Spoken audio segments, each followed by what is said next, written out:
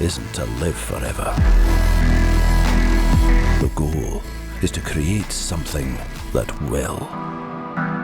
Welcome to Perspective, a podcast for wedding creators where we sit down, often with a special guest, and talk about our many years of experience in the wedding industry so that you can learn from us and grow your wedding business. Hi, I'm Simon. And I'm Greg. Together, we are Cinemate Films, two Scottish-based wedding filmmakers who love nothing more than drinking coffee and talking shop with others in the wedding industry. This episode is, of course, sponsored by With Jack and Pick Time, but I'll get onto that a little bit later in the show. Greg, who are we talking to today? We are talking to Chelsea Cannar. Hello, Chelsea. How are you doing? Hey, Chelsea. Hello. You said my name right. Is there another way? Well, a lot of people say Cannar, like with an A, as if it had two E's, which I'll accept. It's fine. And some people just go Connor because they've not read it properly. But yeah, fair enough. It's Cannar. I Fair guess. enough. Simply. Get it right, I people. did try and rush through it so that it was maybe not intelligible. I just love to see. Do you know what? I nearly asked you if you wanted me to say it before we started, but I was like, I'm just going to let them take a. Quite often I do dark. check the pronunciation of names, but I thought I can make a good enough guess at this Yeah, fair enough. one. So how are things? How are you doing? Yes, good, thank you. I was out in the sun yesterday. I'm pretty pleased because I've not got too sunburnt. Just some shackles out.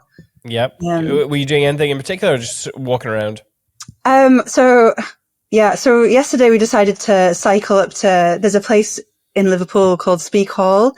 They do also do weddings apparently, but I was like, we'll cycle up there and we'll have a picnic and we'll sit out in the sun and we'll just do something nice because it's sunny. Yeah. But today I'm so sore.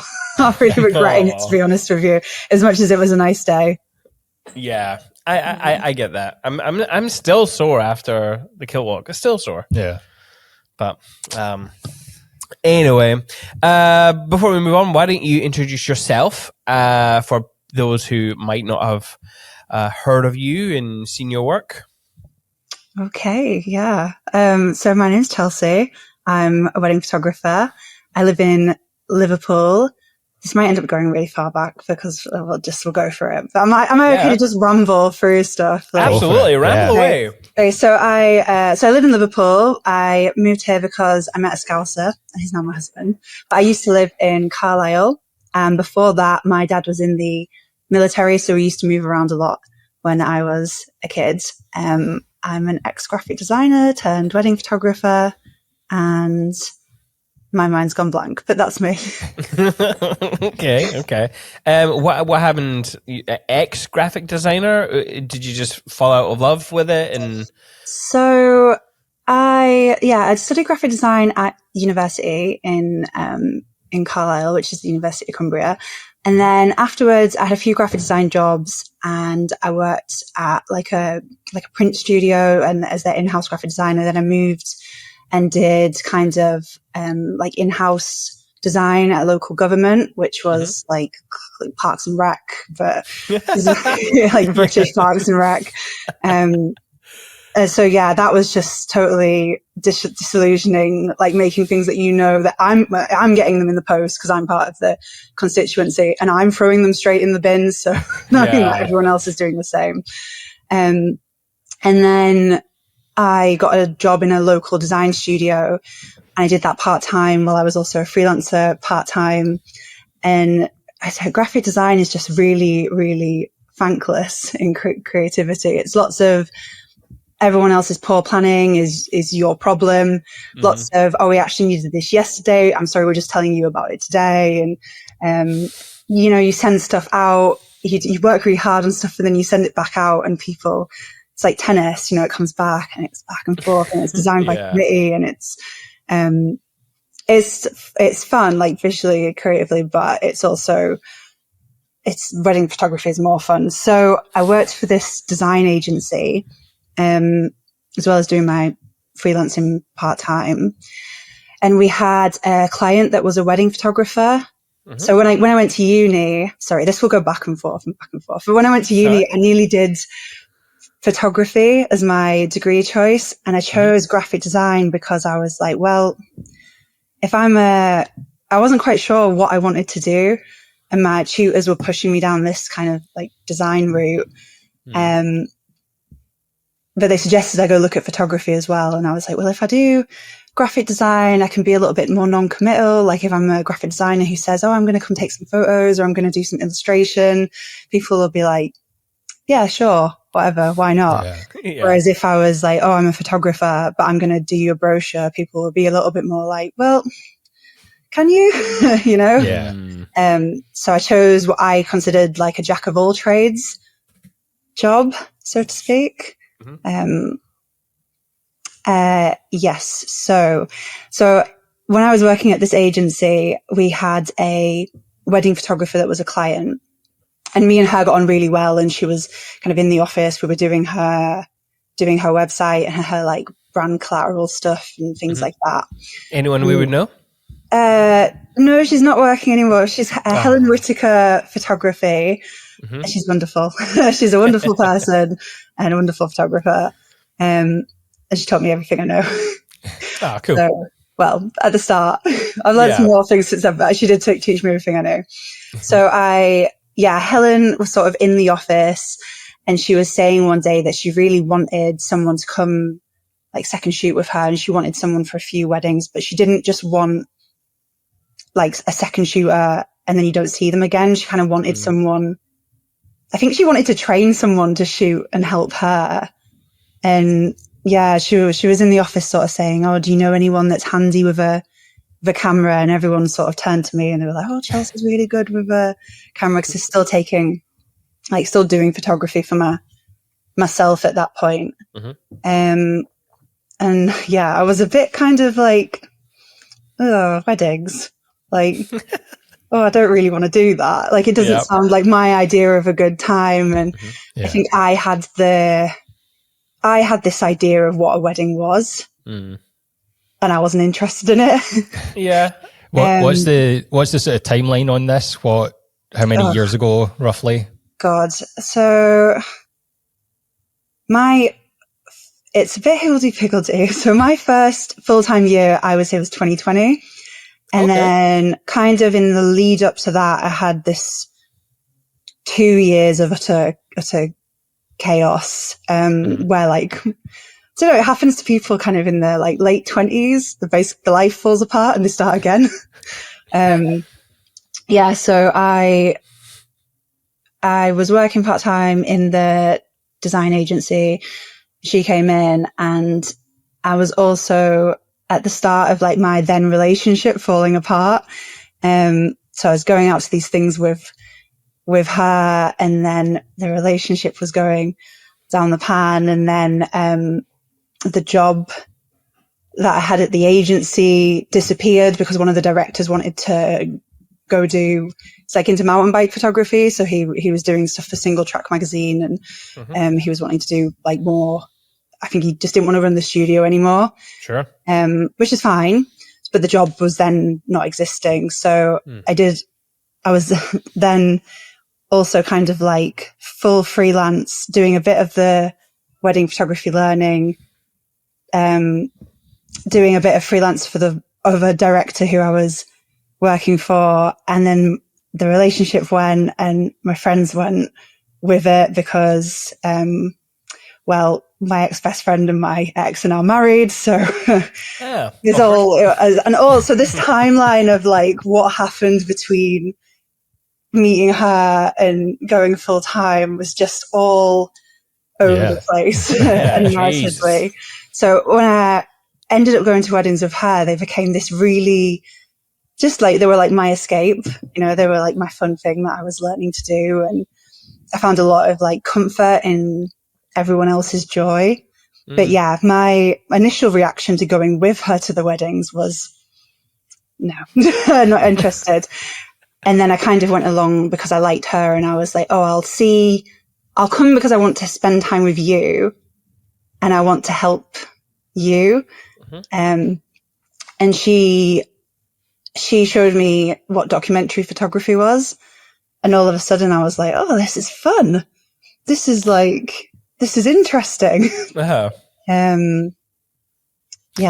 Would you say, just because you mentioned documentary, and whenever I hear that, I think of that Danilo and Sharon video of the difference between documentary and editorial is luck. Would you define documentary as just luck photography? No. No. There are elements of luck, but if something's happening, it's to be consistently lucky is a skill that I don't think a lot of people have in the world. So are there moments of luck? Yes. There'll be moments when someone on a slow shutter speed or in a magazine gets lucky with what's happened in camera. But I don't know the video you're referring to, but definitely for me, making sure that you have your like composition and you're watching people all day. It takes a lot of mental energy to get lucky, you know? Yes. I've never heard anyone say that before. Yeah, it was kind of a viral video of theirs, kind of upset a fair few photographers just with their brazen assertion that editorial was someone who took control and directed the look, whereas documentary just kind of relied on luck. Yeah. No. I think it was done with intention. Like it was intentionally gonna get comments and it was clickbait. Get people's backs up. It was clickbait. Yeah, 100%. I mean, it worked. I'm still talking about it. But, yeah, that's true. But no, documentary for me is just pure observation, and the observing is and to get lucky, observing is a completely different skill to leading and directing and making and shaping the day into what you imagine it to be. No, I prefer like relinquished control. So what is? I'm going to jump straight into your work here. What is your approach then for shooting a wedding? Like, how are you watching people? What's your thought process in looking for patterns or shapes or people or potential moments? Run us through that kind of mindset. Okay, so patterns and shapes is like, I think a big one for me, coming from especially the design background. And I like, I like chaos, and I like things that are a bit out of control. But then I also balancing that with, I like rules and structure. And I guess that comes from my old design background, but I like to lead with composition. So I'm always thinking about my compositions first and foremost. And I have kind of like my own self built-in structure of the compositions that I like as my default kind of perspectives and compositions, and knowing them and looking for them is a lot of fun for me. And if I lead with compositions, then it's so much easier because you have the composition element, and I guess that comes first. And then there's the people watching, and knowing and being able to anticipate how people are going to behave and what they're going to do, and listening with these, listening out for interactions. You can see guests that have like done a certain behavior, and you know that behavior will repeat itself. And you see these like repeat behaviors in people at different weddings. So you know how people are going to behave in certain situations. And it's not just like pattern recognition within the day, it's pattern recognition within like humanity. So it requires a lot of like constant people watching. So you have your composition, and then you have your ideas of how people are going to behave. And then for me, you also have like your wild cards that you kind of break away from your usual kind of like compositions. And they're like the playful elements that like break the day up. Okay. But I will be composition first, and then I will wait for the moment to happen within the frame. Yeah. And you get really good at doing it quite quickly. So it's not luck in that way. Describe one of these wild card images.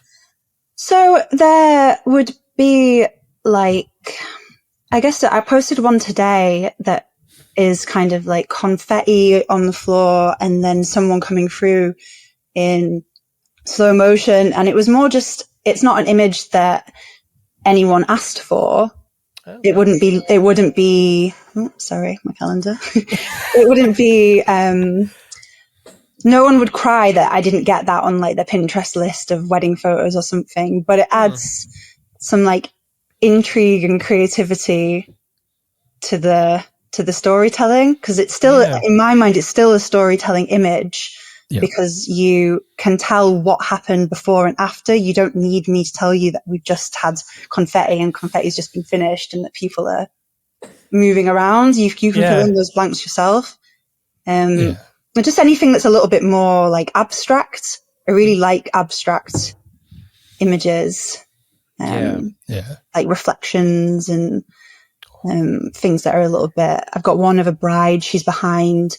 She was sat eating like a cake, but you can't see the cake in the image, but she was sat eating cake and she was behind a fluted glass. And I have a picture and it's really kind of like, it's just patterns and shapes in behind fluted glass, but it's really pretty, but it's not like a traditional wedding photo as such. It's definitely it's more of an abstract or an art piece or something. But that one of the walking, like obviously we don't have it to show people just now, but it's a good use of the slow shutter. Like people are all up about that just now and it's trendy, but that's an intentional use of it. Like I really like that. It looks good. They're not going to see that, are they? I'm holding up my laptop. I'm trying to do my best here. We'll have to go onto my Instagram to have a nosy. maybe I'll just I'll capture that image and I'll tweak it on the video so people can see. I love I do love slow shutter speed. I love it when it's done, and I love abstract photography. Anything that feels a bit like an art piece, anything that feels a bit painterly or I don't know, just something that takes you out of like, it's not necessarily wedding, all of them, but you could put them up, they're from your wedding. You could put something up on a wall and it would be like, oh, there's these really beautiful, like reflection of lily. I've got one of lily pads somewhere that reminds me of like a Monet. Like I'm not Monet. I know I'm not. it's reminiscent. And I have had like, I had a bride mention one that I'd done once and she was like, oh, I could just imagine something like that up on my wall, because not everyone's comfortable with the idea of having them and this portrait of them up on the wall. It's not everyone's cup of tea. Yeah. I know it's not mine.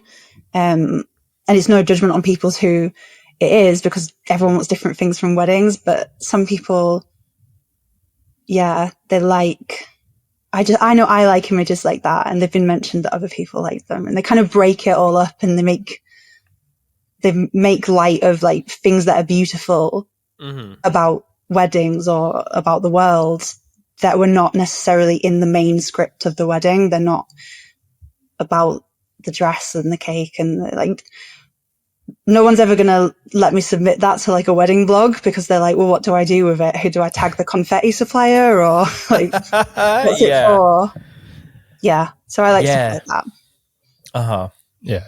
So obviously like throughout the day, you're documentary style, waiting for things to happen within your composition. But what about the couple shoot where you do take more control and there's a bit more guidance? How are you in that sort of part of the day, and what are the things you're looking for in those frames? So when I'm doing, I have on my form, like my questionnaire, not all of my couples have a couple shoot. Yep.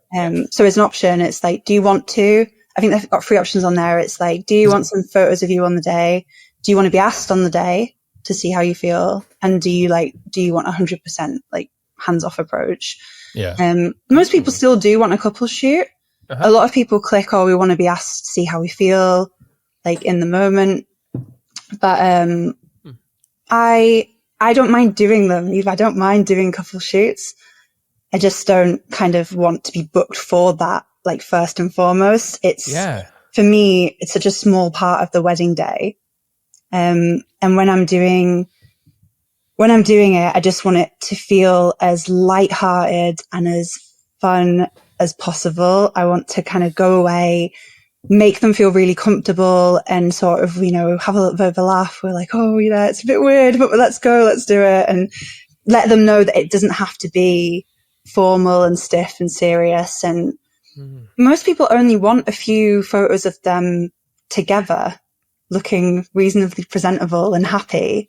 I think most of my couples would be happy with like 15 to 20 images of them.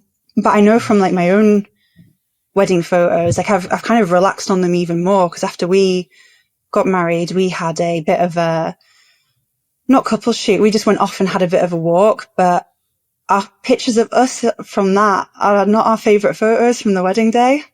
Yeah. They're kind of like, they're nice to have, and they're other people's favorite photos. When we show them the wedding gallery, they're like, oh, that's very beautiful. But our favorite ones are like us together in prep, and there's one of us coming out of like the karaoke bar at the end of the night together. And I'm just like, oh, that's my favorite photo, because it's about what was happening at that moment, versus like how good we looked.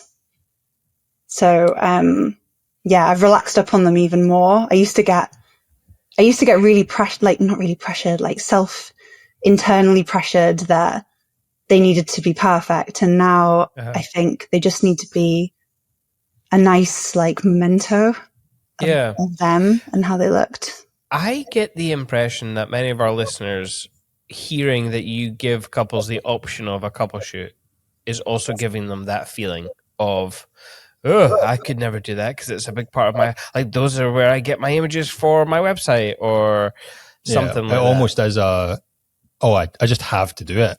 Like, that's what most photographers who went to wedding day thinking is, well, I obviously do the couple shoot, but you clearly don't have to.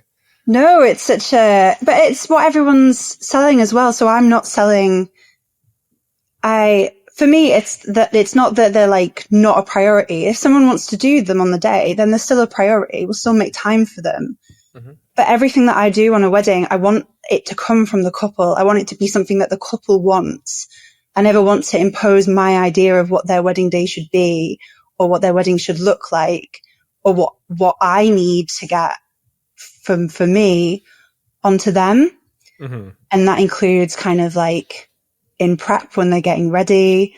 I would never say kind of now, especially, I would never be like, oh, can you go redo that moment, but over there by the window in better light? It's very much like the photo, the meaning of the photo. So say the mum was getting the dress on, but they're in like a darker corner of the room. Mm-hmm. She's having just still having a moment together. There's still something happening that is like important to them. And I just don't think the value of that image would change. Like the actual value of that moment in time would change if I asked them to do it somewhere nicer. That then change the moment completely. Yeah. You take them out of the moment and you put them into like a state of performance. So I think that's just something that I really want to not do. And I used to get a lot more, like when I first started, I used to think it was something I should do, that I was supposed to take more control.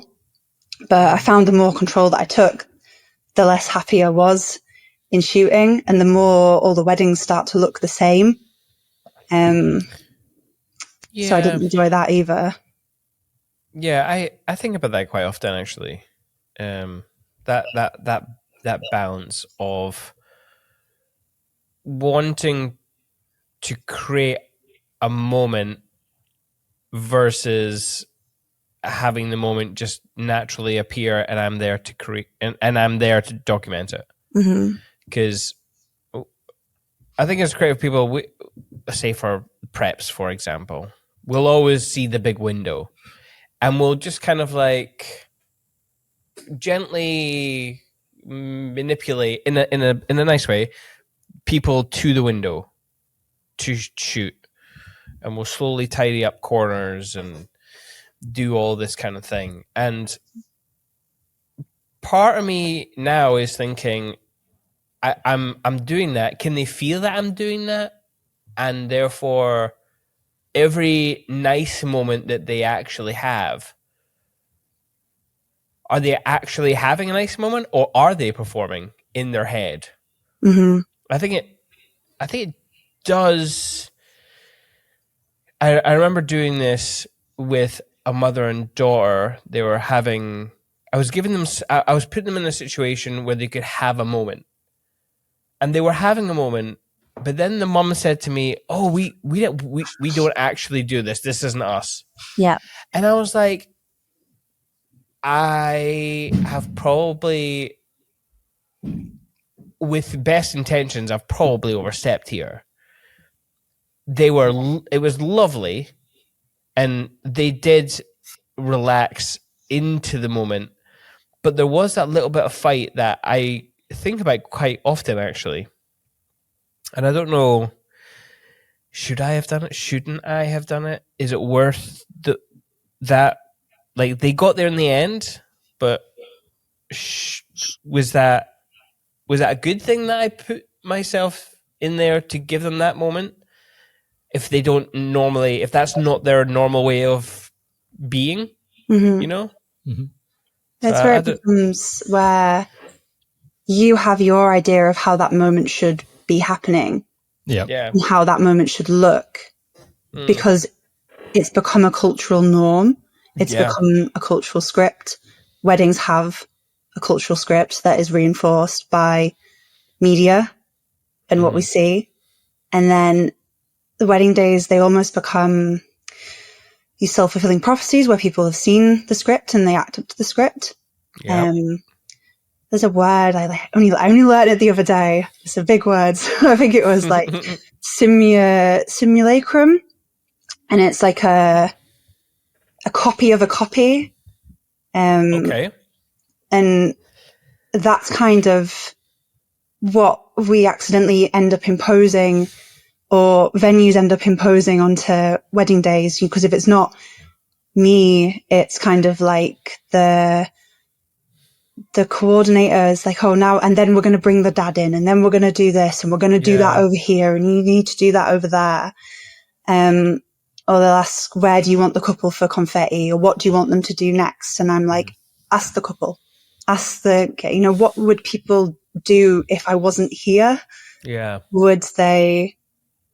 I find it really strange when people look to me for charge, because I don't feel the need to take charge of someone's wedding.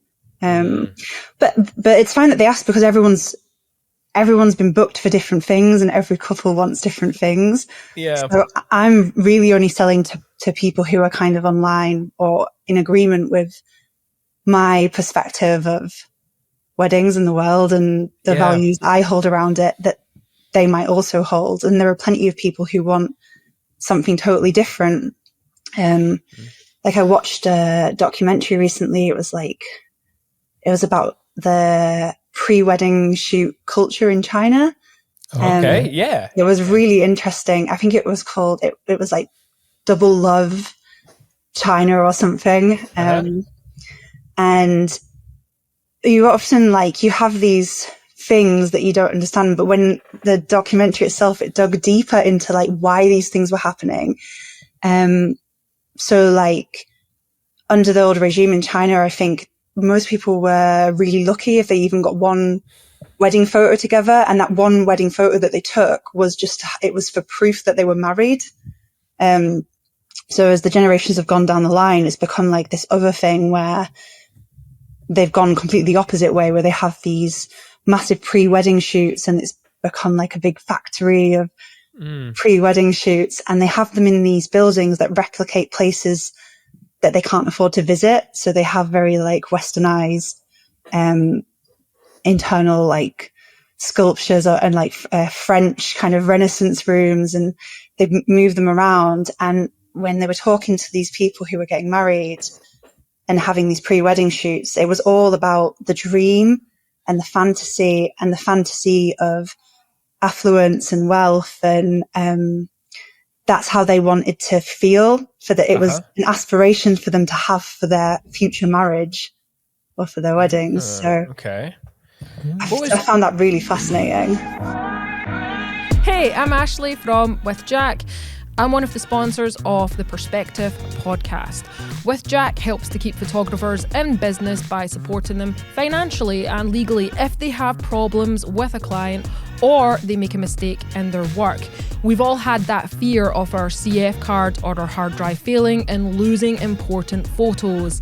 You can find out more at withjack.co.uk. Head over there and find out how we can help you be a confident creative. Yeah, so I googled double love. Maybe don't. No, nothing funky came up. Disappointingly now, but I got a TV series. It doesn't. Is that a TV series? I've come up with a drama, but I don't know. Maybe you can send me the link because that sounds interesting.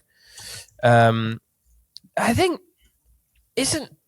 So this is where it kind of gets weird for me, because if I think about this idea of like tradition, and I think I've changed my mind. I've toed and fro on the idea of traditions and whether they're good or bad or something we should celebrate in our culture, something we shouldn't. But technically, the idea of a wedding and having like it is a tradition to have a wedding, the ceremony of a wedding. And does that mean it? No, I know it shouldn't look a certain way, but like you could think pretty deeply on this idea of why we even have weddings in the first place, and not just go, "Yo, I love you, I want to be with you forever." Sign a piece of paper. Sign a piece of paper, or don't. I mean, I know there's like legal things with it for tax benefits if you wanted to get super unsexy. But like, I don't know, like it's yeah, I genuinely, there's too many thoughts going around in my head about like, you look like your brain's melting a bit. I feel like I am, because I'm like, I never like the performance aspect of life, but then at the same time, I don't know. We all live and we die. Like, what's wrong with a little bit of performance? I don't know. And then this has also changed. Like, so I remember when I got married 15 years ago, I was just a dumb kid. I mean, I'm still a dumb kid, but I was an even dumber kid. And I was like, cool, I've agreed to marry this person because I actually deep down believe that this means something. But then I'm like, what do I do? As a young person, what, like, I was looking for ideas as to what to do for a wedding, which was helpful at that age. But then I suppose a lot of people get married younger. You know what I mean? So is it okay to tell them this is what a wedding's supposed to be, or not supposed to be, but this is what it could be? Is it or isn't it? This is what it could be. But then we always tell our couples, you don't have to do things. You can do it all your own way. But most of them do the whole, well, we'll do the father-daughter thing, or we'll do the first dance because we've seen it and we just feel we should. But you can still have... So I would say a lot of my weddings are still quite traditional. They still have like all the traditional elements and, you know, first look still and thing. It just,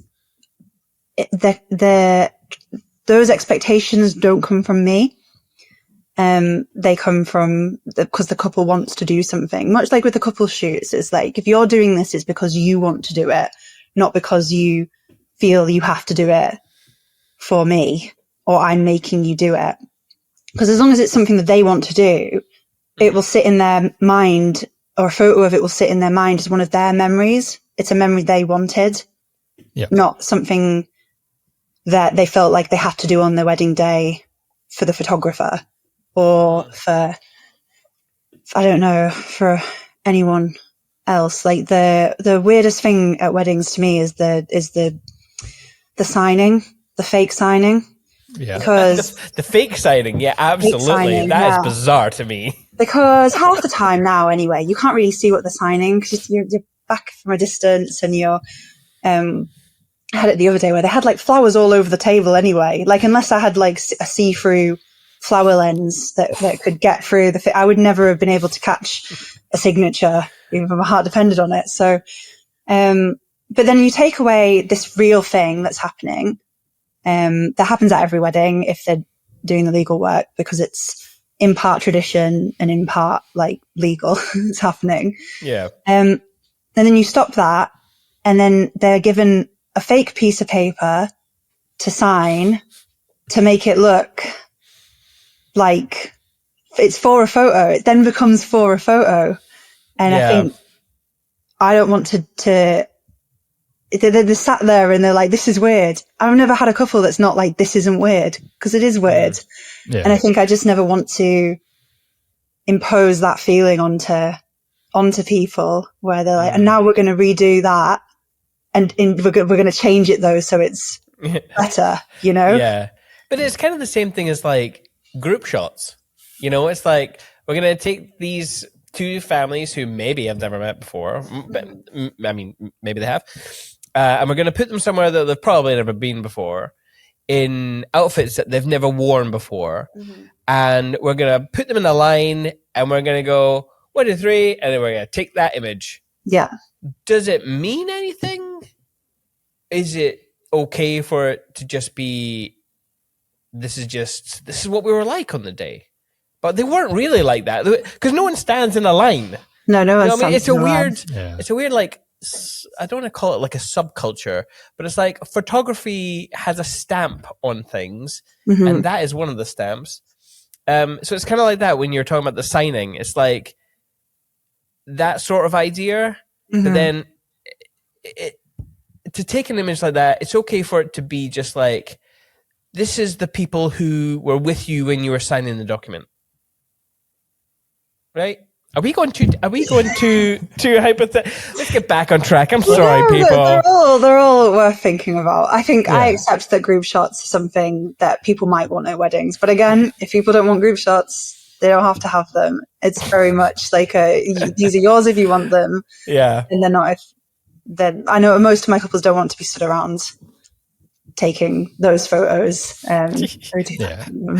Yeah. I'd say looking at your photos and what you put online, I would say it looks like you're shooting from the inside, like you're part of mm-hmm. the core couple at the wedding and you're right there with them. Like, what are you doing to make everyone feel at ease around you on the day and be natural like that? So this is where I often wonder with my own thing. I'm like, I'm not influencing scenes, but I'm trying my best to kind of like, I'm quite chatty at a wedding. People tell me they feel comfortable around me. So I'm apparently a personal skill is making people feel comfortable. So I just play into that. And when I first started, I thought I was going to be, there's this kind of idea around documentary. It's like, oh, I'm going to be fly on the wall. You won't notice me and you won't see me at all. And like, I'm not invisible. I quickly learned that. And I don't like being invisible and completely on the outside. Like, I know it's not my day. It's not my show. I'm not there to kind of like be the absolute life and soul of the party, but I will speak to guests and I will ask them questions. And I want to make people feel comfortable enough around me that when I come back around, I then kind of become invisible because they've acclimatized to me. They're like, oh, she's not like scary, gonna bark at me, photographer person. And oh yes, she was a bit weird when she came over before to get that. So I'll just let her do it this time. Again, if people stop me and they're like, oh, can we have a picture? I'm not going to be an asshole and be like, I just don't do that. That's not my thing. I'll take their picture and then I'll put it in a little folder that says requested at the end of the wedding album. So everyone who's asked for a photo, who knows where to find it. That's good. But then they're done. They've asked. They feel like they've got what they want. They are nice to me then. And when I come back around again, they won't like stop and feel uncomfortable. So I can get very close to people on a wedding day. As soon as people see like the couple letting you that close as well, they they're like confident and they're happy. But I will get close to everyone, and I don't just focus all my attention on the couples. I end up with a lot of like repeat bookings from guests that not repeat bookings, because haven't ever done like the same couples again, but people get in touch with me and they're like, oh, I spoke with you at such and such's wedding. And I'm looking for the picture. I'm like, which one should I query? But I really love that, because I don't go looking for people with engagement rings to speak to be like, oh, they could be, or I don't focus all my attention on the couple. Everyone at the wedding is important. Everyone at the wedding is interesting. Everyone at the wedding could end up in my portfolio. It's not like an endless, I'm not just looking for beautiful couples images, so I don't just need to focus on the couple. I don't know if I've like gone completely off, because I can't remember what you asked me now, but we're talking anyway. It's fine. No, that covers it. I'm just imagining somebody only talking to people with engagement rings now. It's so weird. Sometimes do. They like search them out. And I'm like, that'd be weird. But people could end up getting engaged like very soon. You don't know. And that's not even why I'm talking to them. Just talking to them because I don't like feeling like completely on the outside of a wedding. I'd rather feel involved and just more fun. Just more fun that way. Yeah, I get that. Talk about fun. Like, there's like I don't want to say candid, but like there's definitely a relaxed vibe with your images, which is quite playful in the way that you color grade. But you do say on your website, in fact, what was it? Like, well, I can't remember. I didn't write it down, but it was kind of like that enemy of perfection idea. Talk to us a little bit about that and how you lean more towards emotions being the key focus rather than anything else. So I just love joy. I think I'm a playful person. So those are things that I'm naturally drawn to, and I naturally seek out kind of colourful elements. I love photographing children at weddings. I love playing with kids because they have no idea of like how they should behave for a photo. So they're just unfiltered, and it's great. Like as if they're comfortable. So yeah, the kids like messing up rooms or doing things they're not supposed to, or eating things that are going everywhere. I don't like it when the world is really sterilized to look and be a certain way. I don't think people are, I just want to show people as not one-dimensional like objects, as these like perfect objects. And I tell my couples this, I'm like, you will have photos of you that you might not like love because I don't know, whatever, you don't like the way you look in that particular photo. But then as time moves away from images and the way us pointing out our imperfections, and like I've had times in my life where I've not liked the way I've looked and I've gone, off on spirals and stuff. And it's just, with that, it doesn't really come from within you. It comes from like outer society and stuff. So I just don't like reinforcing those things. And then I think like the further we move away from images and moments in time, like we just look at them differently, like images of us with loved ones where we maybe didn't like the way we looked. When they're gone, the focus no longer becomes on how we looked in that photo. It becomes on the photo of us with them, or that moment in time. Like I have photos of like myself at uni that when they were taken I didn't like, but now I look back and I'm like, oh, that was really funny, and this, that. And because we step out of ourselves and what we think of ourselves, and we are able to focus more on like the images. So for me, I still like beautiful things. I still like beautiful images where possible, but I don't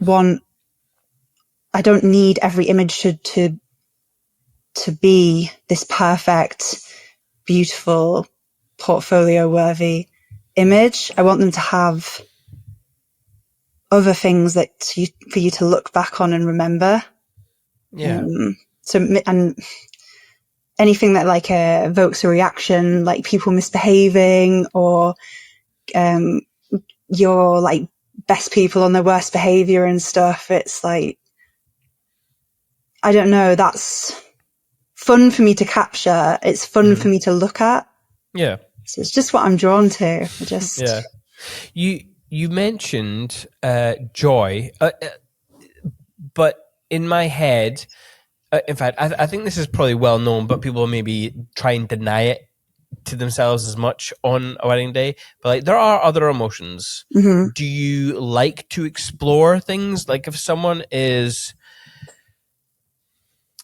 sad crying, like if something hasn't worked out, would you capture an image that is expressing that sort of emotion?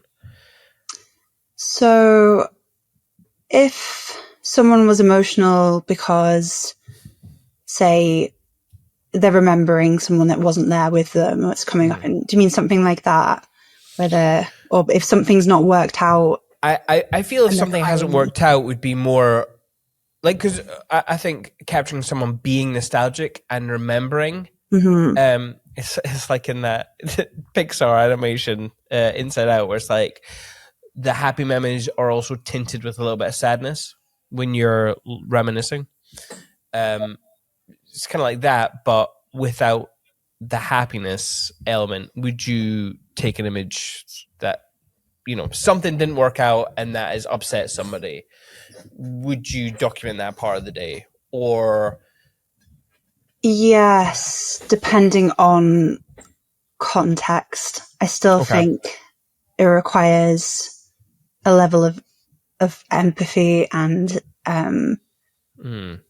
understanding of your environment.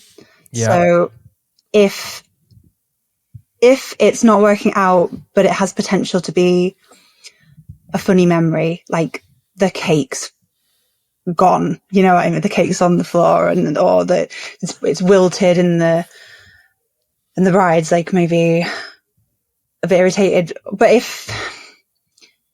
if we're getting ready in the morning and so many things are going wrong, and the bride's taking ages to get into a dress, makeup didn't show up, and in that moment they're in distress. It's not just they're upset; they're getting more and more wound up. Yeah, I would want to add further to that by being like in their face about it. Yeah, you know, with my camera. So the answer is yes and no. I think it's a best judgment question rather than prioritizing photos first. It's prioritizing person. Yeah, I get that. When I was asking a question, it was that balance of like, I think a lot of us sell on the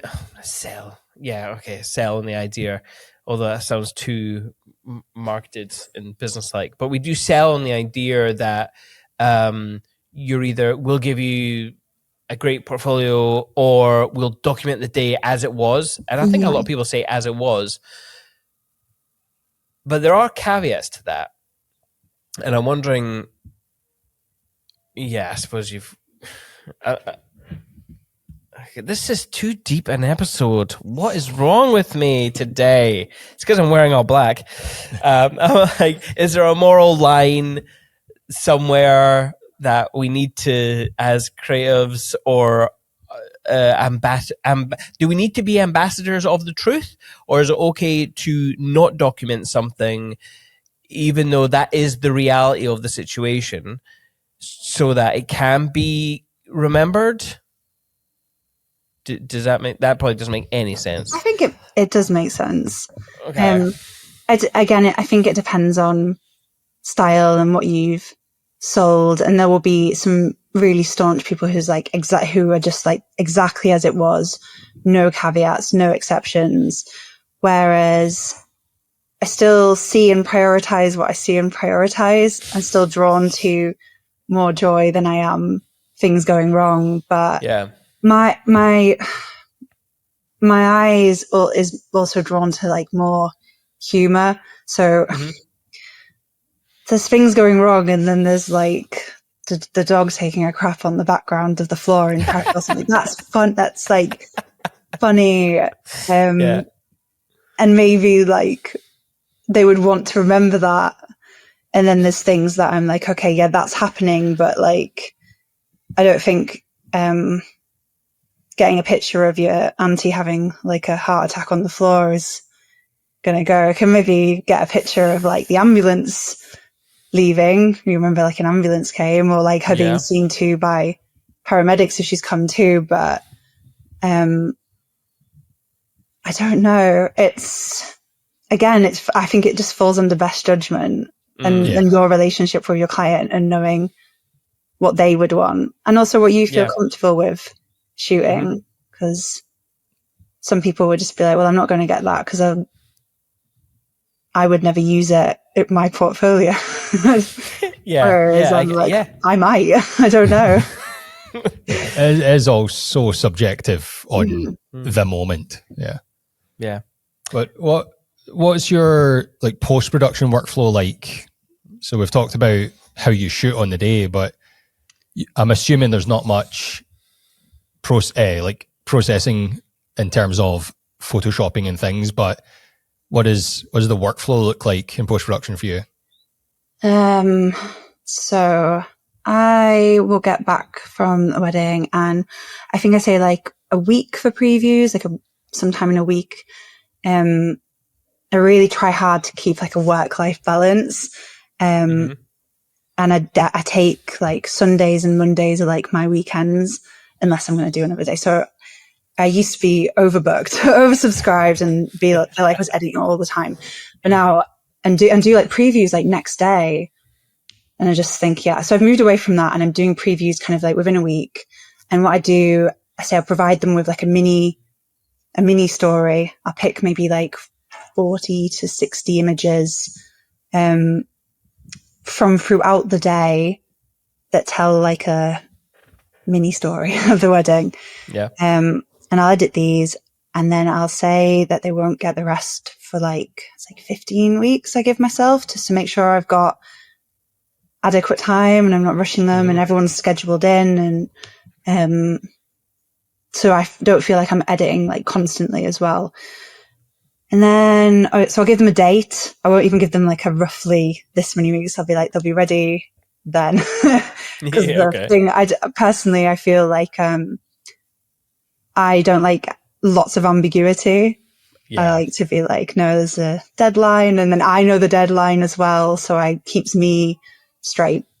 And then in terms of kind of like post-production and editing, I will just bring them into Lightroom, apply my preset, and I will go through each image individually to make sure the colors look how I want them to, and the crop is how I want it, and the crop maximizes the story and cuts out clutter and kind of fits and sits within my portfolio and stuff like that. So I'm quite, someone would describe me as like finicky, to be honest with you. Stuff like that. I like, what am I trying to say? I just don't like to rush things. I also find editing really boring and really tedious. So it takes me a really long time because I don't want to be doing it.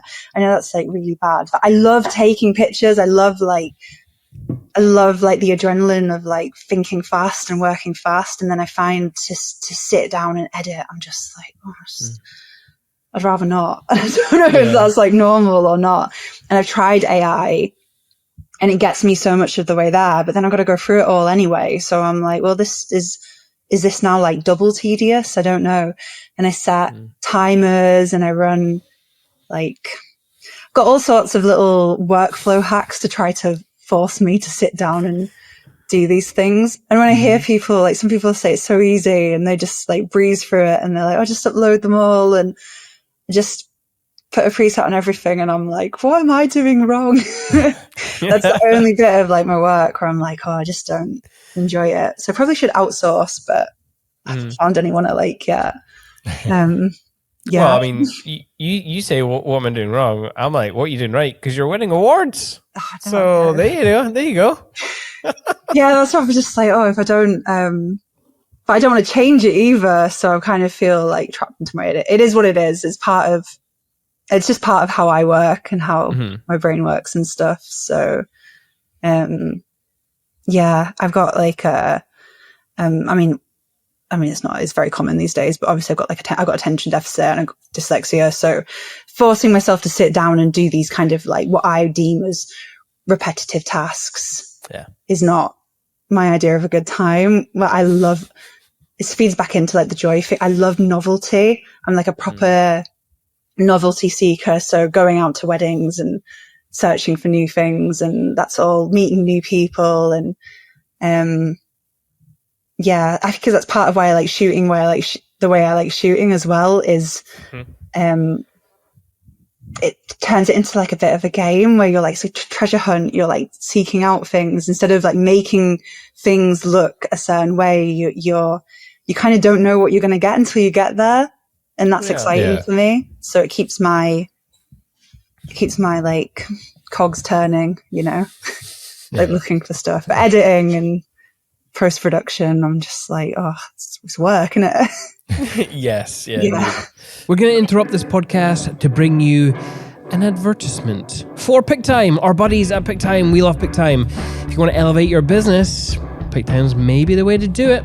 It's an online gallery delivery service. It's a really good looking one, which is initially how we got into the service. It just looks better than all the other kind of platforms that we personally use. Yeah. We've over time got to know the owners, got to know the people behind it, lovely people, great support system there as well. There's just so many tools at your fingertips with PickTime, but the marketing and the blogs and the slideshow features. Yeah, there's so much more than just a gallery delivery service. You've got all those things that Simon was talking about. You can create your own blog from it. You can create slideshows. One new feature that I really love is the vendor network. It's where you can use AI to curate a gallery for a specific supplier. So you could use AI to gather all the photos of the flowers and send them to the florist, and they would have that gallery specific just for them. It's kind of a mind-blowing feature. Yeah. And we might as well be taking advantage of AI before the uprising and it starts taking advantage of us. So let's just all bear that in mind. Yeah, and not to mention the built-in store, and that way you can just make more money while also having a nice, aesthetically pretty gallery. Yeah. And if you want to sign up today, you can get a free month if you use Perspective at checkout. Yeah. So if you want to test it out for free for a month, go for it. Take your business to the next level with PickTime. You were the TWA Wedding Photographer of the Year. That was cool. That was cool. That was nice. That's cool. That's nice. That's nice. What did that mean to you? What was that? What did you say there? Sorry. What does that mean to you when you're given that kind of a award? So the TWA one was really nice because it's like a national one. I don't know. It feels like, I don't know, other photographers and other suppliers tend to recognize that one. I hadn't really entered it before because it's a lot of admin. Really? I didn't want to do the work. I was like, it's a lot of admin. It's a lot of like forms to fill out. You got to get couples to kind of fill in a feedback form. And it was also, I thought it was like a most votes win award situation, but it's more like the votes that go in, they're not votes as such, it's just feedback from your couples, and that's what's taken to the judges and whatnot. But it's a more holistic view on your business. So yeah, it was really nice to win.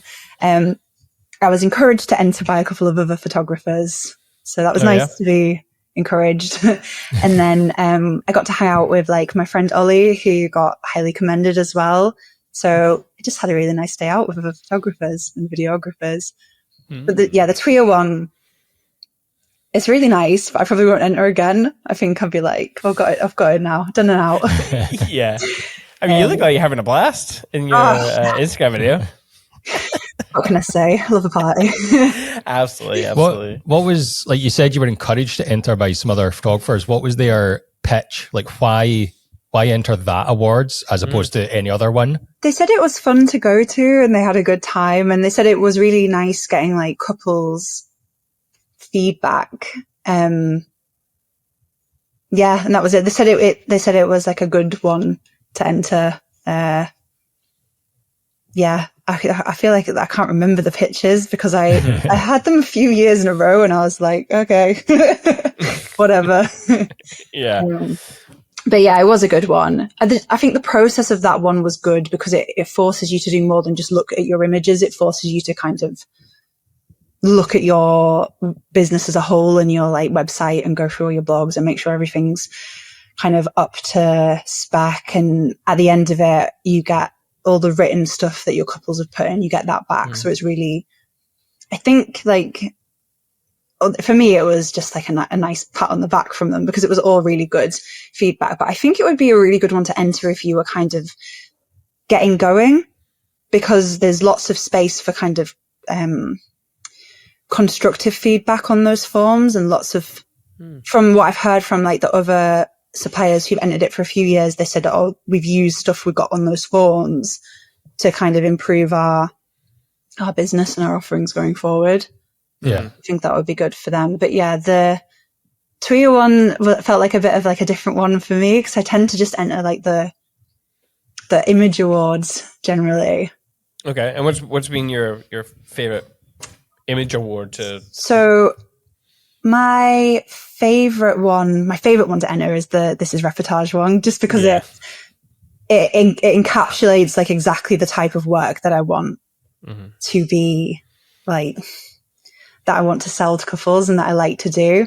So and when I started entering them, I really liked that it's just done on images. It's anonymous. So the TWA one's great because it's whole business, but it makes it really easy for people to, if they wanted to say, well, you've only won that because you look the part, or you only won that because someone likes you, or you're the woman winner, perhaps even, you know, not that that's what people are saying, but maybe they do. I don't know.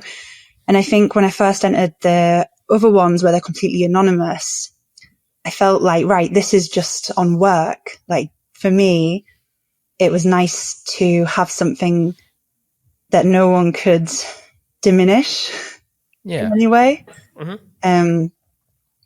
Because I've had like just jobs I've gone for in the past or something, like when I had a job and got there and someone was like, oh, you're only hired because you were the candidate that the person fancied the most. And I was like, that's great. Thank you.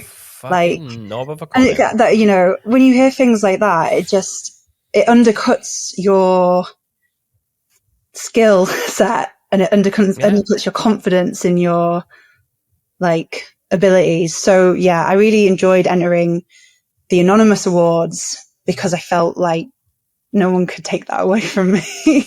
And I think when I first started as well, I used awards to, like, because I came from this design background. When you're building websites for people, when you're building your own website and you don't have a lot of, especially if you're starting from scratch, you don't have a lot of brand authority. You don't have a lot of reviews or social proof that you are doing the job that you're doing the job that you say you're going to do. So you build people's websites, you build your own website, or when you're building websites for other people, you have that thing on the bottom that says like, here's all the different companies we've worked with. And people would say like, oh, the local big companies, because it proves it's not, there's some social proof to it. It adds weight for, consumer confidence. So when I first started, I didn't have a lot of couples and reviews and stuff, and I didn't have a lot of others. So I was like, where else can I gain social proof that will like instill confidence in couples? Book me. And awards was one of them, but I didn't. It's a case of picking things that you think are going to not necessarily that you're going to win, but that means something to you. You won't enter and you won't get joy out of winning something if you don't care about it, you know, or it doesn't reflect something that you want to be known for. Like, I'm not going to enter loads of portraiture awards because even though I do portraits and I'm proud of some of like the stuff I've done, especially like out in the hills and the lakes and stuff, but I'm not, it's not really something that I want to, it's not like a first sell for me. It's like a third sell point or something. Yeah. So the documentary awards, I was like, right, I'm going to start entering these and hopefully I can get some and then I can put them on my site and build social proof. But then the offset of that was I ended up speaking to lots of documentary photographers that I wouldn't have met had I not started entering the awards. So the offshoot of the competition was community. Okay. Which was really like surprising and nice. I found that people were like, you know, they message if you won something, they're like, oh, I saw this image that you did. It's really good. Like, I really liked it. Or I've loved your work. Or, and, you know, I was doing the same, messaging people whose work I saw in those competitions. And I was like, I really like your work. And, you end up finding people who are kind of like, oh, I'm willing to have a look through your portfolio maybe. And you can pick up tips and tricks from people who are doing stuff that you're kind of like aspiring to. Okay. So who are like your favorite photographers that you've kind of gleaned some inspiration from the communities that you found? Well, my favorite photographers are the Mateers, so Holly and Patrick Mateer, because they shot my wedding, you see. All right. Okay. So I'm a big fan of theirs, and I've met them through talking about awards and images, and you know, we would often sort of be like, oh, what are you putting in this time, and having a look through each other's work and sharing previews and stuff. So I love their work. I really loved Simon, I can't say Simon's surname, Simon Leclerc, I think it is. He's changed styles quite a lot now, but when I spoke to him before I won my first TIR award, he was really helpful, and he was kind of going through some of my work and pointing out things that I might not have noticed, and really loved his compositions. And Sanna de Bock is really, it's very simple. There's something in the water in Belgium, like the photographers out there are really good documentary photographers. But I used to really like, not that I don't like their work anymore, but I went on one of Kevin Mullen's street photography workshops. I really liked Kevin's work. I think he was introduced to me by Helen, the woman who taught me, when she was saying like, you might really like these people's work. And it was always those who were doing something a little bit more raw, a little bit more unconventional. Yeah. Yeah, but there's just so many good photographers in those groups, like that I found over time. Like I really like Lindsay Goddard's work as well. So I'm probably like missing out so many people that I'll kick myself later listening back. I'll be I kind of put you on the spot, to be fair. No, it's fine. But then, yeah, it was because I was into photography, but not really into photography. So I didn't have kind of like photography idols or anyone like that until I started learning about it. And then you pick people up along the way, and then they kind of like become peers as well. And then even like photographers whose work I only discovered because I started doing wedding photography. And I was like, oh, actually, like, you know, we went to see like a Don McCullin exhibition like war photography. And I was like, oh, I really like this war photography. And then I've got a book by, I can't remember his name now. Harry Gurat.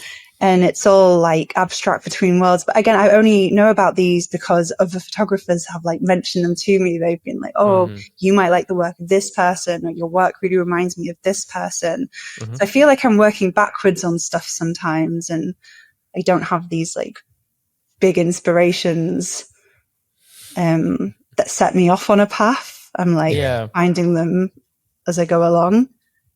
I feel like I'm the same, if I'm honest. Like, yeah.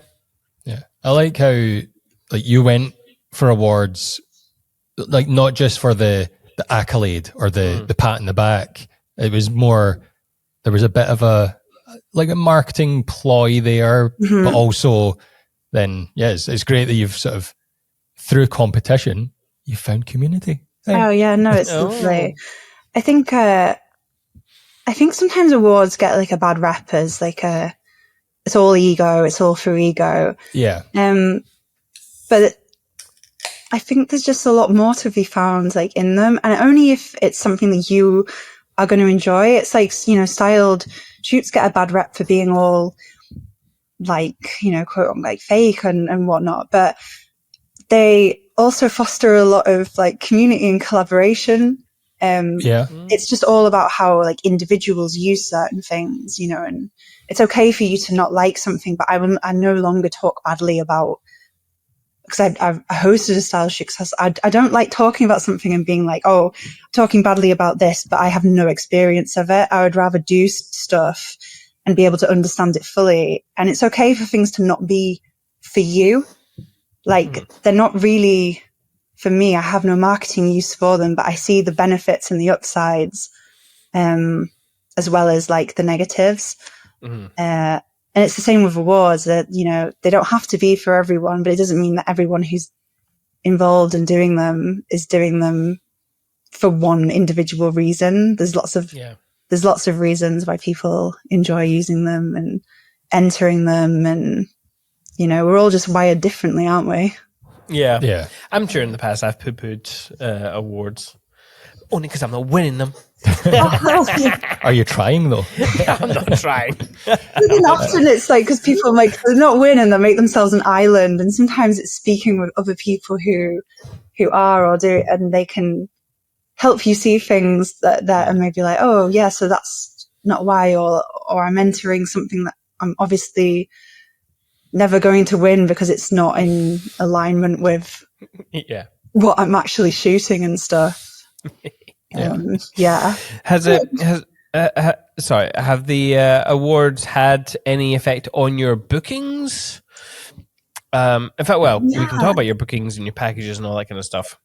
So they have. I remember the first time I ever heard someone say, because I don't think they saw me. I was like, ducked down in the room behind a table. I was taking a picture of something else, and I just heard this thing behind me, like, "Oh yeah, she's really good. She's won loads of awards." And I was like, "Me!" It was the first time I'd ever heard like a couple mention it. They were mentioning it to their guests, and I guess it provided them with some sort of reassurance that it was, I guess it's like if you're at TWA services, which I often am, and you're looking at two things in the farm shop, and one's got the good taste sticker on, and you're like, I trust this more. You don't really know why. And I'm sure people in the industry would be like, oh, the good taste sticker is absolute garbage. Like, you don't need that. It means nothing. They paid for it. But as a consumer, as like on a subconscious level, even though you don't understand these things, you understand that they have some meaning, and you might not make a decision based just on that, but it might reinforce that something is, it's just like another recommendation, like having a mate say, oh yeah, that's good, because I don't know how to explain it other than the little gold taste sticker thing. I get that because I'm a sucker for those little stickers. Yeah, exactly. It's one of the taste. All right, yeah, it must be good. It must be good, is what I said. It must taste good. I don't know if that's actually true, but exactly. It's got my money. But yeah, so I found that really interesting the first time I mentioned it, because I also did believe that it's like, oh, clients care, but they don't really care. But to hear someone kind of saying it out loud, and that wasn't the last time, it was just the first time. And since then I have heard it mentioned, and I got to my first wedding of the year. So I'm also pregnant. I'm pregnant at the minute with my first child, which is lovely. So I got to, thank you. So I got to the first wedding of the year, and the mum was like, "Oh, I hear congratulations are in order," and I was like, "Oh yeah," because you can't really see it yet. And I thought she was talking about the baby, but she was talking about the TWA thing. And I was like, "Oh right, yeah," because in my mind that was like, I don't know, that was like January. Feels like a lifetime ago. But for her, my first wedding was at the start of April, so it was like news to them. But what I'm saying is that she's obviously told her like parents about it. She's obviously mentioned, oh yeah, she's just won this TWA thing, or this, that, and the other. I think it just provides like another level of comfort to people, or that they've made a good choice, or that they've made that they've spent their money on something that's not just, it's not just I think she's good, like other people think she's good. Yeah. Even if that other person is just like, even if it's a made up award, which is not, but they can look into it, but still so yeah, I found it helpful, but not so like life-changingly overnight helpful. Like when I got the rangefinder thing, I was like, oh, is this me now? Like, I don't know what's happened. What is this? What do I do with it? And it's very nice. And I was very glad that I won, but it didn't just magically, you have this perception that it's just going to magically change things overnight. And it's just not like that. It's just another, bit of social proof to add to something. And it makes, other people kind of perhaps maybe be like, oh, we could reach out to her to go on a podcast because this other body maybe thinks that she's worth speaking to or worth taking note of. So it's it's part for couples and it's part for in industry. It's part for other photographers as well. So I get it when people are saying like, oh, it's not, it's just for other photographers, because it's part true. It's half and half. Yeah. I can't remember your original question now. But. I guess that sort of leads on to like your mentoring, because obviously there'll be other photographers that will see you winning awards and reach out for mentoring. So like, is that how that side of stuff came about? Yeah, definitely. So I've always had people reach out with questions, and that's always been fine. And then you start to run out of time. So you're like, oh, if I'm going to be answering these questions, I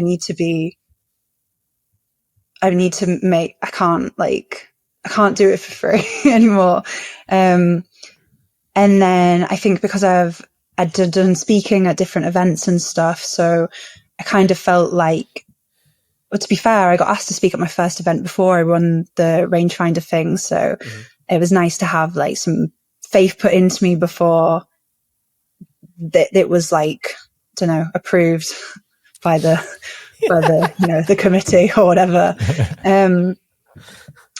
But yeah, I found people were naturally coming to me for things, and I was like, right, okay, I enjoy this aspect. I enjoy going through people's work and portfolios and discussing with them their kind of like aspirations around their business and where they are in it. And a lot of it is just confidence instilling in people and like giving them clarity around how they want to shoot. So just because I shoot a certain way, it's not like me telling people, well, this is how it works and this is what works and that's what works, because we're all individuals with our own eyes for things and our own unique skills as well as people. So I would never tell someone super introverted, well, you just need to go be more like me at a wedding and go talk to everyone, because it's not, it's not everyone. So it's about, I really like helping people figure out their drivers and which areas they're good at and which areas maybe need improvement, if they want to improve on them. And then I think for the awards and stuff, I get a lot of people who kind of come to me with images anyway, and they're like, what do you think of these? Would you enter, like, would you put this together for a story? And I guess I like critiquing stuff. It probably comes again from my old like work role. You would have to self-critique to the max everything. And then you would also critique like Junior's work, and you would critique website. You would do the website design, then it would come back, and you would have to go through all these like critical processes to make sure that the clients didn't come back with them. So you're essentially like troubleshooting to avoid problems later down the line. So I like kind of going through with a fine tooth comb and saying to people constructively, here's what I would do differently. Here's why I would do it differently. And I find that people find it really useful if it's done with care and empathy and a reason to be like, instead of me just going, this is just my opinion, I like having this is why I would do this. This is why it works because of X, Y, and Z. It's like backing it up with examples and rules. And so far people have said it's been useful to them. So that's really good. Good. What has been the biggest, I don't want to say mistake, but or maybe a mistake, maybe a misconception, or a flaw in someone's approach that you've seen through mentoring people? I think there's this difficulty for disconnecting between what they want and what they think is expected. There's this real barrier that people struggle to jump through around almost shooting for themselves first. And I know people will be like, we should be shooting for our couples, and we should, but the couples are only going to get that. We are our own like unique eye, and only by like really leaning into what we see are we going to get couples who are going to benefit from like that unique approach. And I think there's this real barrier around kind of like, oh, I want to get closer, maybe say it is, but I feel I'm hesitant because if I do that, then I have to relinquish the safety. It's the relinquishing of the safe stuff in order to get the what they really want, because it's easy to default to the safe shot. And I find that's the biggest barrier that people struggle to push through is the safety shot. And it's a bit of a trap sometimes, that stops you from getting the better shot. When you said closer, did you mean physically closer? Like what would be the safe shot? Well, I won't pick an example. Just what would be a safe shot compared to a shot that is more genuine reflection of a photographer's way of seeing? So yeah, I was using closer as an example, but not everyone wants to get closer. That was just like one. No. So I'm trying not to push like get in, and the way to get better is getting closer, because just because I would like to shoot on a 25, I don't mean everybody has to shoot on a 25. But the safe shot, for example, like so. It's like a first kiss is a really shot that you like must have. And it's really, it's really easy to get from a certain angle. You got your front angle, you got the back angle. They're safe shots. You're going to get, unless the registrar doesn't move out the bloody way or something.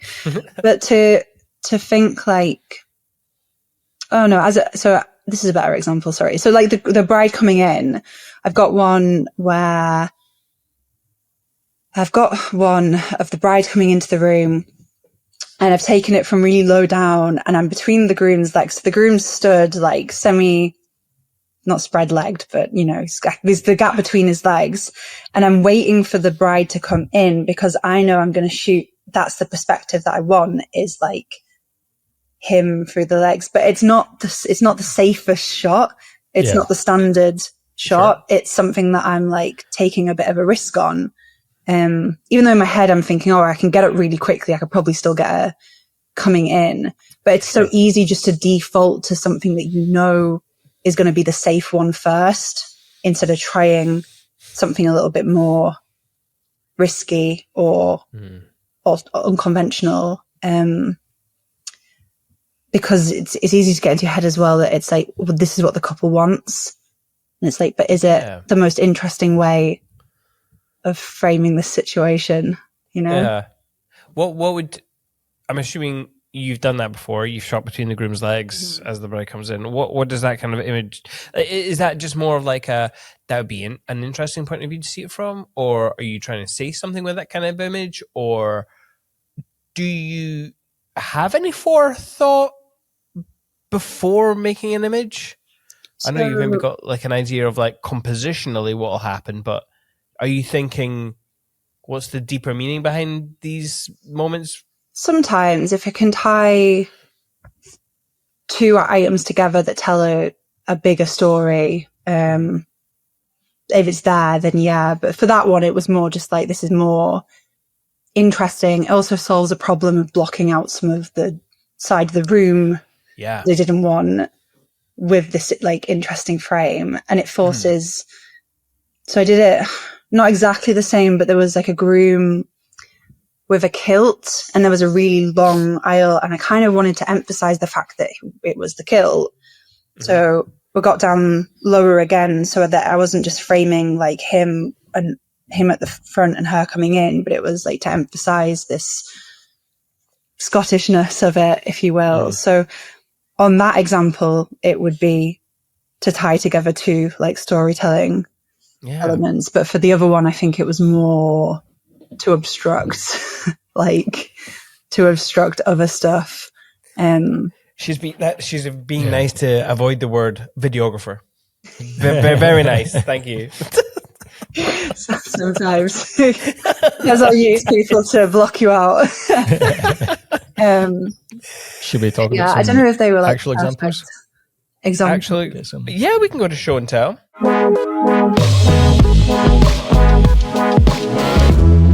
Let's get some images up. We can talk about images we can actually see. Yeah. So, so I was introduced to you through Ian Weldon, because he was a previous guest on the podcast, and he was, I believe you were to be one of the speakers at his conference that he was putting on, which didn't end up going ahead. Yeah. But that's where I heard about you, and going through your portfolio. It was just, I loved all your images. They're very different, again, from anything that I would take or even see.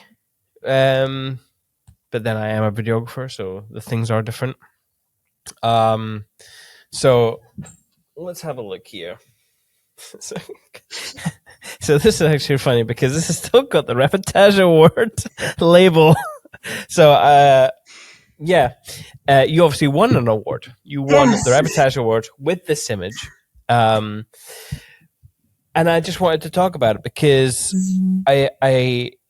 we kind of, we didn't say beauty standards, but we did say, people might not like certain images because of the way they looked or things like this. And I feel like this is such an honest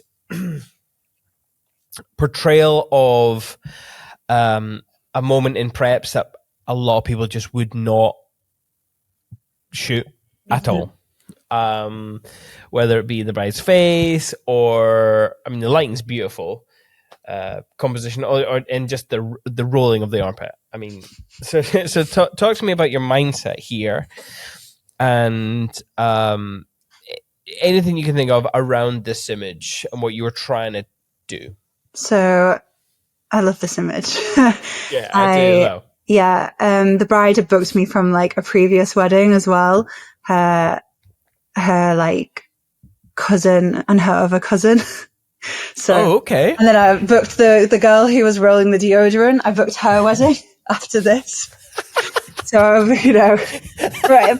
For me personally, it's like, oh, it's nice because I have my own memories associated with it, but I know they're not like other people in the image. Mm-hmm. I just feel, you know, I have images where my bride Katie looks beautiful. You know, she's getting into a dress or she stood with her flowers. So we have beautiful images as well. But this for me is just so real. This is life. This is down to earth. And I know that that's something that my couples value as well. They don't want to feel that they have a little bit of a sense of humor, and they do want to laugh. They don't want to be laughed at. They want to laugh with, you know, and there's a fine line between those two things. But yeah, I think cutting through kind of like the face, just emphasizing the mouth provides a little bit of anonymity, while still, because then the focus isn't on her face and the way she looks. It's on the expression and it's on the armpit. And I know we're cutting like through people's like limbs and stuff, but we're really, really, really getting into kind of what I want you to look at in this image, which is the luminescent green Mitchum, like right in the middle. But there's context around it. You instinctively know that that's someone close to her that's applying it. And you can see that perhaps it's a bit cold as well because you're getting expression. But there's so much in this image. I think I cropped it right in. There's so much in this image that you don't need in it. And I really wanted you to focus on, the face and the humor side of it. So I'm not sure the exact procedure with this reportage, but I assume you maybe had to submit this. So what makes you go through your gallery and go, that's the one I'm going to submit?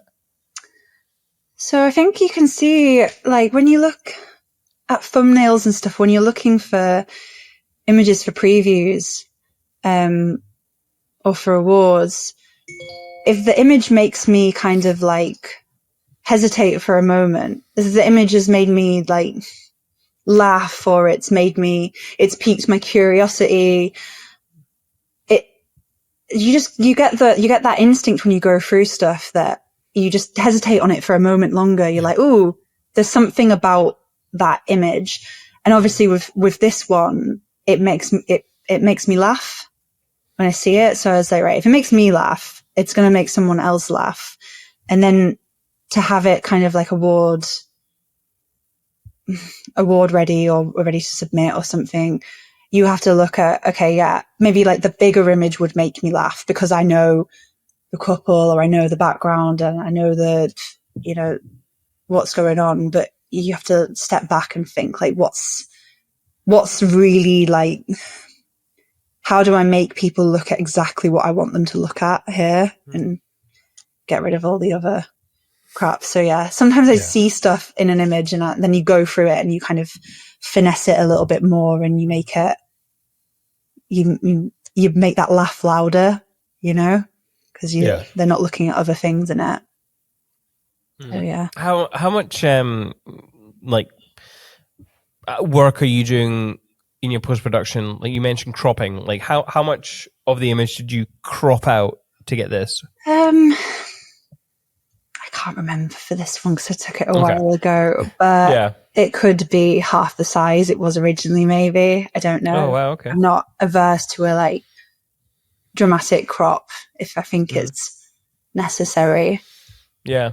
And we haven't even spoken about your kit, but what kind of focal lengths, you mentioned 25mm, what kind of focal lengths are you using, and what kind of camera are you using So I've got two little dinosaurs. I've got my A7 III and my A7R III. Okay. Yeah, so I'm just kind of waiting for them. They're still doing their job. Mm-hmm. I've got 25, Sony, and then I've got a 25, a Batiste 25, Sony 35, 50, 1.2. I think I've got. I was suckered into buying that lens. I don't really need it. It's just so nice. And then a Batiste 85. So my 85 is like my longest focal length. So I'm really kind of, if I can get something compositionally and cropped how I want it in camera, I will, and I'll move around like a lot. I'm quite active on a wedding day. I know instinctively what focal length I want to use for certain moments as well. Like, I find that's the really good thing about kind of like prime lenses is you get really used to knowing what the world's going to look like when you put it up to your eye. So for this, I don't know, maybe it was on the 85, was maybe a bit further back. I feel like it looks like an 85 image. But without looking at it, couldn't tell you for sure. So this, bloody hell, it's another reportage award image. So that's my first. That was my first reportage award. I was really proud of that one. Greg, by the way, if you're watching this, Greg is very like, there's the award. There it is. I swear I didn't just go, which are the award images? I just found these. So the reason I like this one, it's kind of those shapes and like almost leading lines, as well as like the really like the dark corners with these kind of like shafts of light being reflected on the metal banisters, and the different textures of the carpet and the lines of the carpet. Just all these little lines and the triangles and nice shapes are happening in this image. Or always I'm very, very shape orientated in terms of like the images that I like. But also like, I feel like an image like this is quite brave to take. It relies on a little bit of forethought, a little bit of things coming together, as well as you having to make the decision to stay back. Like, I'm assuming this is just before the ceremony. Yeah. So again, this is a good example of something that's not the safe shot. Yeah. Because you think, right, I'm going to get her walking down the stairs towards me. We came up these stairs on the way to prep. I say we, the wedding coordinator took me up to prep. She brought me up and she was like, so they come back down here and then they come into the ceremony. And I was like, all right, okay. We got to the top of the stairs and I was like, oh yeah, like this looks really nice when you look down in this staircase. Very like, so I knew I was going to take this photo before we were coming down these steps. Made up a new word. Steps, whatever. So I knew. So there was a lot of forethought because I thought of this as soon as I looked down the stairs. I knew I was going to take this photo. But even then, you don't know if it's going to work out. And then as we came out, I kind of went ahead and I waited, lined. I love these like top down shots. I do try and get these when I can see a staircase is really good. I've got a few kind of like top down shots where I just love them. I think they're like aesthetically, compositionally pleasing if you can get like a good staircase. So so Larissa went down and what I didn't know when I went up there after I got my framing and stuff was that her brother would be at the bottom. So her like dad had died. Her dad had died, so he wasn't there to give her away. So her brother was going to give her away. So for me, it then becomes a beautifully composed image that's not the safe shot, but it's also a storytelling shot. And I wouldn't have been able to get this shot if I'd have gone to the bottom and waited. I would maybe have kind of got behind them and you would see the back of them and Larissa coming down. So there would still be the storytelling tying together elements, but it would not be as compositionally striking as this one. So this for me defaulted away from maybe the safer shots to get what I considered to be like, that's the best possible shot I could have got in this space. Yeah. Do you ever, so someone hearing me might be like, why is this image a brave image to take? So I always think, in terms of like, where am I going to be in the next minute? Like, I'm just thinking I now need to run down these stairs, try and maneuver my way past everyone to get through that door, because that's the ceremony spot. And there's not even that, like you're choosing to give up a couple of extra reaction shots for this one shot, which that's where the braveness comes from. I think it's like knowing this is the shot and I'm going to get that one. Yeah. I do love this shot. I knew as well that she would be going in then after this to speak to registrars that were in another room. So I knew that I would have time to get down and kind of around her to get into the ceremony space and stuff. Yeah, that's cool. Yeah. Right, next image, Gregory. I think this is the one you were talking about earlier. Is this the cake? Yeah. Is this the cake eating shot? So you can't tell she's eating cake. I just know that's what she was doing. So to be honest, that's like irrelevant to the story. But I love, like, she was just sat behind there, and it just looked really just colourful. I love like the colours and the shapes, and it's not an image that anyone expects. I think that's what I like I love just throwing in things that are not expected. They're a little bit kind of, they're a bit abstract, but they add like another layer of, they're just a bit magic, aren't they? I don't know. That's what I think if she didn't have as vibrant a hair and lipstick, it probably wouldn't have been as noticeable, like, oh, you need to take that image. Yeah. But because of those colors, it's like, oh, wow. Yeah. So I think that's maybe a bouquet behind her as well. But again, I've gone into this way. This is something I couldn't have imagined. You know, it's not something I could have anticipated going to a wedding and getting. It's come out of this, like, this treasure hunt aspect of the wedding day. And I could see something like this and think, oh yeah, I'll get her kind of like, you know, in various poses behind it, or I'll get the couple behind it. But instead it comes to them as a surprise. It's like, oh, it's like, this is interesting. This is like something I couldn't have anticipated getting back. And because they didn't know I was taking it, if it didn't look good as well, it doesn't matter. Yeah. This is like a moment that's just happening in a bar post wedding reception. So there's plenty of time on wedding days to play and search for things like this, between when you're not necessarily just thinking about what comes next, what you need to get next, you know, what's expected to the next expected photo. It leaves space to look for things that are not expected, you know? And I find it very freeing to shoot that way. It's maybe not for everyone. Maybe people like more control, but I find it really good. What is it you're shooting through? It's like so you come into the bar, and there was like a panel of fluted glass. Oh, okay, cool. That created this like abstraction that's very visually satisfying. Yes, it is. You mentioned earlier about like some of your clients, if they're maybe introverted, they would print and frame more abstract images, like maybe this sort of thing. Do you, like in your gallery provider, do you see what they're buying and printing? And is this the sort of thing they are printing? I'm really bad with stuff like that.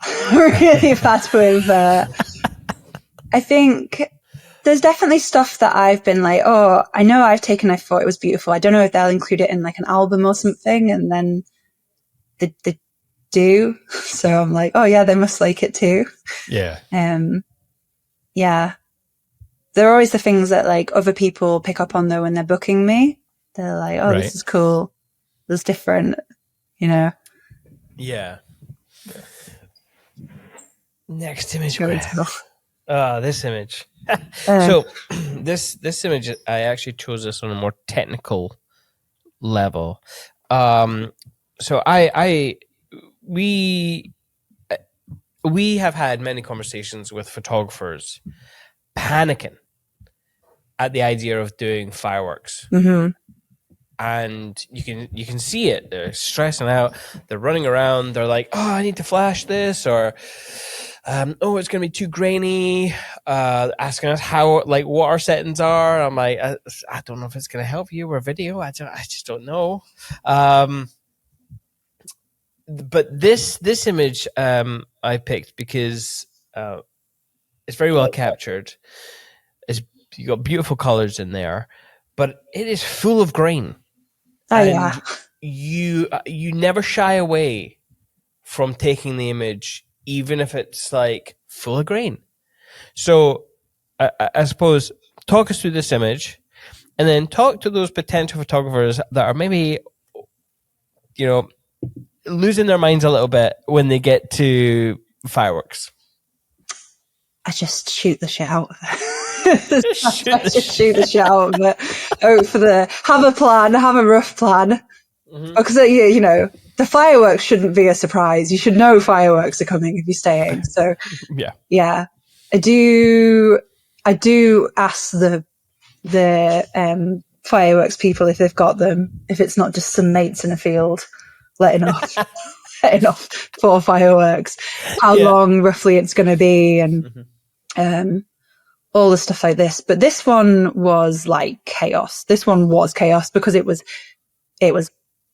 tipping it down. It was so wet.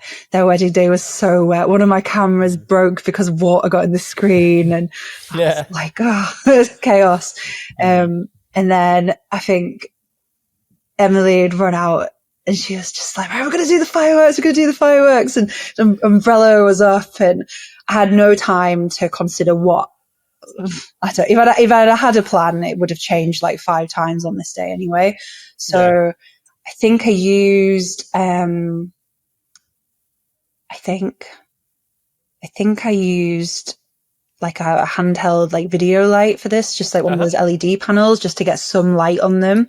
Okay. And then it was over so quick. It was just flying through these fireworks. Yeah. And then they stopped and had this like kiss just after they'd finished, they had the sparkles out, and they stopped and had a kiss, but there were no fireworks, but there was still all the smoke.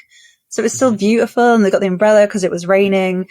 And again, this is one of those things where it doesn't matter that it's not a technically perfect image, or that it's not technically like amazing light, or for me, there's still like, that was still their moment. It was still, you can still see the colors. Like, we know the fireworks have just ended, even though we can't see fireworks in it. And the lack of like technical perfection doesn't take away from the moment. If anything, like the added grain and they know it was case, it all adds to the charm of the images, in my opinion. I'm not a very like technical photographer. I think first and foremost about kind of like, my composition and the moments within. And then if it's technically perfect, it's a bonus, but I don't let it lead me, and I don't let it lead my like judgments when I'm culling either. So if I have a photo that's like, maybe not perfect focus, we can still keep it in if it's like good enough for you to still take the moment in, then that's fine too.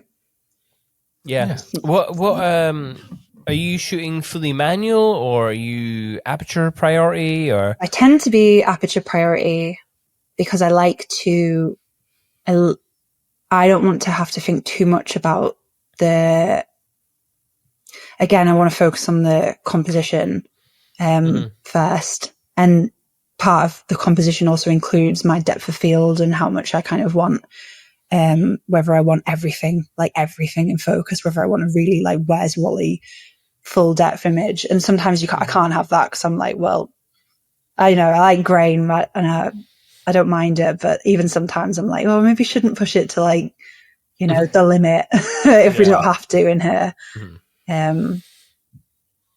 I can't remember what you asked me again. Sorry. I do have a mind like a sieve. It's probably why if it's on manual and I have to go and adjust it every time I go to use it, or it's on aperture priority, I can think about what I'm thinking about in that given moment, you know? Yeah. I'm the same. I'm leaning into aperture priority more than anything and just using the exposure dial, exposure compensation. So I love this image so much. I don't even know what it is about it. There's definitely humor in it, but it's not just the humor that I like. It might be the colors, I don't know, the style, what feels like the super duper, like just this image must have just gone within, it'll be there and gone within a flash. Yeah. But if you look deeper, obviously you've got whoever this is in the background. So yeah, that's that of a bride. I've got both my brides in the shot. Oh, cool! Which is great. Yeah, Emily and Jazz are so cool. They were really like keen on having like loads of photos, and they were just both really like full of character. Yeah, and I love, for me, in this, it's like the colour is the first thing like I'm drawn to. I'm like, oh, that looks really cool with like the ginger hair, and they got the red in the thing, and the you know, the orange of the glasses and stuff. And I like it when I can get a really like so work's often described as like colourful, but most of the images, they kind of focus on one or two colours. And then when you get them together, they look really colourful as like a set. So if I can get an image that really propels like one colour, I find that really satisfying. So this was like a bonus. A glance and you miss it kind of moment, but searching around at the drinks reception, if I can get reflections in sunnies and stuff like that, they're both sipping on the drinks, I think, and I've never entered this for like TWA because I feel like it's kind of a weird one where they kind of know I'm there. I've not asked them to do anything, but it feels on the cusp of could be. I don't know. This is a grey area image for me, if that makes sense. Yeah. Yeah. How I'm assuming this is pretty cropped as well. I think just to kind of get rid of some of maybe like the background colours that again take away from the heavy impact of the orange. But I think it still retains everything within it that you need. Yeah. Like, you know, she's like drinking a drink. You don't need the fingers creeping around the edge of the cup and stuff. And, you know. I mean, the fact that you can't see the fingers other than in the reflection adds to that humor because it looks like she's drinking from a massive bowl because of the sunglasses. It just made it look really huge, which I just find that extra funny. And the bride is looking at it going, well, to me, the story is, holy shit, that is a big fucking bowl that you're drinking.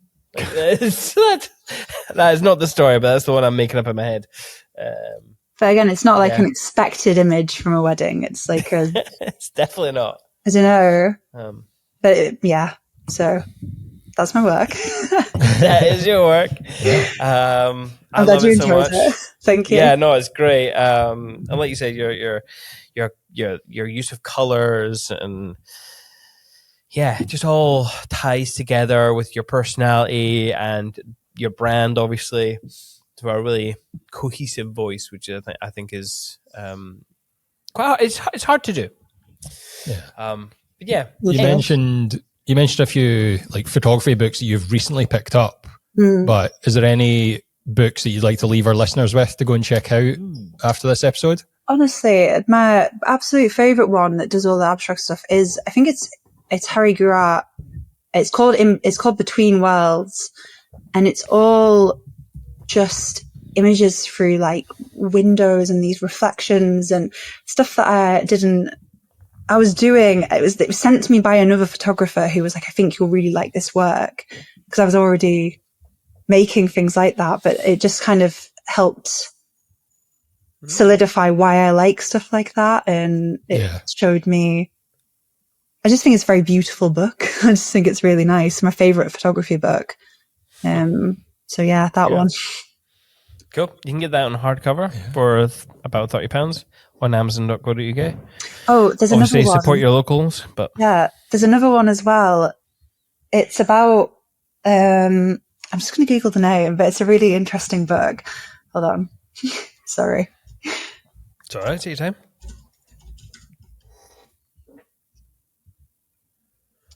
You can cut out this. I won't. I'll let our listeners listen to nothing. No. Okay, so the book's called TTP.